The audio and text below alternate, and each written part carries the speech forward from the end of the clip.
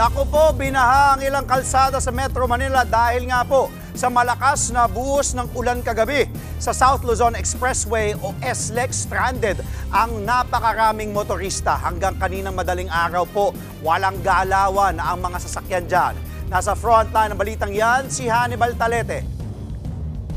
Ilang oras tumagal ang walang tigil na malakas na buhos ng ulan kagabi. Ang resulta, baha sa San Joaquin at Maysilo Circle sa Mandaluyong. Sumakay na sa bangka ang mga stranded na pasahero. Karamihan sa kanila, pauwi na galing trabaho. Okay sana kung hanggang ganito lang, pero hanggang 2, mahirap.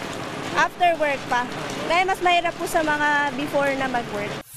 Ang grupong ito, nagsuot ng plastic sa paa para iwas leptospirosis. Umatras naman ang rider na ito na magsusundo sana ng pasahero dahil sa baha. Hindi na kasi kaya ng mga motor na lusungin ito. May pasahero ako kaso baka tumirik Ikot na lang ako. Pati ilang kotse at tricycle, hindi na tumuloy sa takot na tumirik. Pasado 2:00 na ng madaling araw kanina nang unti-unting humupa ang baha sa lugar. Ilang oras namang stranded ang mga motorista sa bahagi ng South Luzon Expressway sa Alabang, Muntinlupa. Hindi sila makausad dahil sa baha. Umabot daw hanggang bewang ang baha sa lugar, kaya hanggang service road, walang galawan ang mga sasakyan.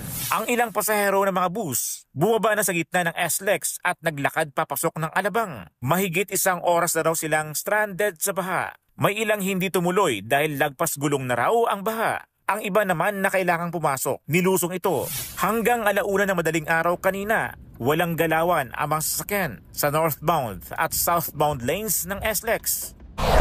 Binaha rin kagabi ang ilang bahagi ng President's Avenue sa Barangay BF Homes, Parañaque City. Nagresulta ito sa matinding traffic.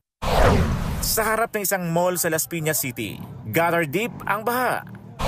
Abot tuhod naman ang baha sa ilang kalsada sa Bacoor City, Cavite kagabi. Ang jeep na yan na naglakas loob suungin ng baha, tumirik din kalaunan. Epekto ng southwest monsoon o hanging habagat ang naranasang pag-ulan sa malaking bahagi ng Luzon kagabi. Nagbabalita mula sa frontline, Hannibal Talete, News 5. Mga kapatid, Dimples Romana po, kumpletuhin ang inyong umaga ng mga kwentong puno ng inspirasyon. Salubungin po ang bawat araw ng may ngiti at pag-asa. Kaya't mag-subscribe na po at mag-follow na sa aming social media pages ng News 5.